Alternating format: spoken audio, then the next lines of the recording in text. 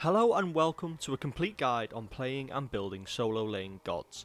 We'll go over what to build, how solo laners differ, and how to play each phase of the game. I've been really looking forward to making this guide as it's the role I play the most and the one I'm most comfortable with, so hopefully it's my most informed guide so far. So sit back and enjoy. Before you wander off into that solo lane, you need to remember some key things. Your god pick and build needs to fulfill 3 requirements. You need to be a tank, so no full damage builds. You need to survive alone, so no immobile mages that will die to every gank. And you need to be a frontliner for your team late game, so no hunters that are going to be sat at the back firing auto attacks. One of my biggest annoyances in this game is people building full damage in the solo lane. So if you've come here with this in mind, perfect, stay tuned to see how the role should be played. And before you comment below saying how you play full damage Vulcan in the solo and always win lane, go and watch the latest World Championships and tell me how many games the pros play a full damage character in the solo lane. I'll save you the time, they don't. So if the best players in the world aren't doing it, why are you? Full damage might win you lane, but late game you are down a tank and your team will suffer. So, before we start, we need to divide all of the solo laners into categories so you know how each of them are to be played and built. To do this, I've devised 4 categories: tank, brawler, utility, and unique. You'll notice some gods appear in multiple categories, and that's simply because they can do either, depending on how you build them. Brawler is the most offensive of the styles. Gods like Osiris, Bellona, Cuchulainn epitomise it. Their style is to be in the opponent's face, aggressive, and a constant annoyance. They rely a lot on basic attacks to output damage, so maybe 1 to 2 offensive items in the build, but you still need defensive stats. These gods usually win their lane early and then start rotating to get other lanes ahead. When building, buy into those hybrid items: Void Shield, Ancile, Runic Shield, Sledge, Ninja Tabai. These gods should have around 150 of each protections and power for a well balanced build. Tanks are exactly that. You want high defense, high health, and damage mitigation too. Your job here is to be at the front of the fight, taking damage for your allies and tanking structures like towers and phoenixes, and also peeling for your backline as well. Do not be building any purely offensive items on this role, hybrid at most. Trust me, you can finish games with insane damage with a full tank build. Sustain equals damage. When building defensive, remember the key points. Above 200 protections and the damage reduction you get is quite small. Check the description for a guide on protections. Damage mitigation is very strong, and a bigger health pool is defense in itself.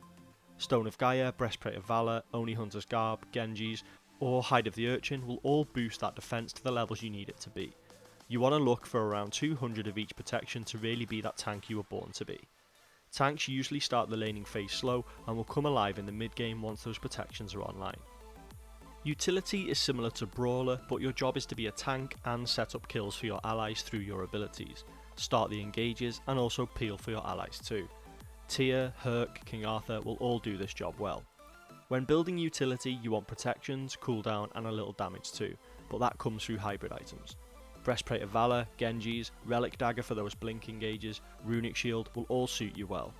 Utility gods do well in lane, and late game they will be key to the team fights. When the team fights start happening, make sure you are there.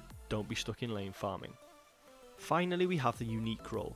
This one covers everyone else in the game who gets played in the solo lane, and it's hard to summarise them all here. But basically, these are gods who have a kit that suits them being played in solo, but with something unique to their build. Everything from a Camazotz lifesteal tank build to a Jormungandr invincible nonsense falls into this box. I'm obviously not going to go over each of them individually, but remember the key concepts to being a solo laner. I've already mentioned how to build the specific roles, but here's a few principles to take forward into your games. When it comes to the start, your starter item, boots, first full item and relic should all be to help you win lane, either by boosting your strengths or countering the opponents. Your mid game items should boost your defences for the late game, and your final game items and your second relic are there to help your team win team fights. For starter items, brawlers rely on basic attacks, so Death's Toll or Mannequin Scepter work well.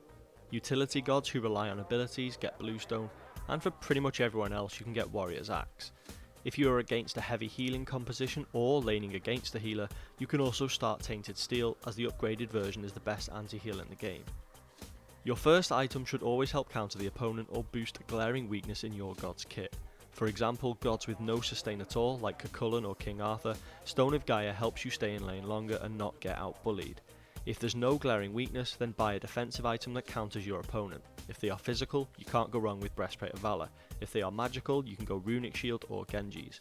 Finally, if you are playing offensive and get ahead and you want to add to your own strengths, then an offensive hybrid item like Glad Shield, Berserkers or Void Shield will help you maintain that pressure. For relics, I have a system that helps me pick. Relic 1 is for me to win lane, and Relic 2 is for the team to win late game. Teleport can help you get back to lane quickly and not lose pressure, but its usefulness later is limited. I get this when I'm in a matchup that I'm probably expected to lose, such as against an aggressive, strong early game god. Shell is the most useful first relic, it helps you win trades and it can double up late game as a very useful relic too. Blink can help you apply early pressure, and again you have usefulness in the late game as well. For your second relic, any AoE relic like Harrowing, Frenzy or Cursed Ankh will help flip teamfights in your favour and should always be picked up. Relics to avoid are ones like Beads and Aegis, as they are sort of selfish picks, and Meditation too, because quite frankly it's rubbish after 5 minutes. Next we move on to tips during the laning phase. Early on you will need to clear quickly and contest all the nearby objectives. Getting ahead in solo lane can literally snowball your team to a victory. Once you have pressure, don't stand in lane just watching the enemy kill minions under their tower. Communicate with your jungler and see if you can invade their camps, take their blue, their harpies and everything in this area.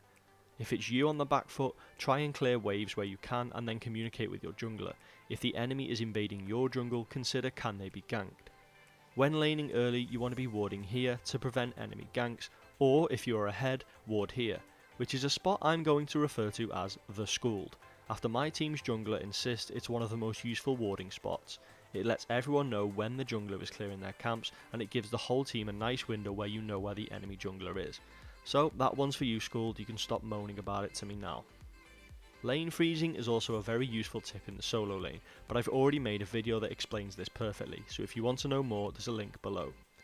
Another useful tip is proxy farming, which is done when you are ahead in lane and the enemy is camped underneath their tower. You can go behind their tower and clear the wave before it reaches lane.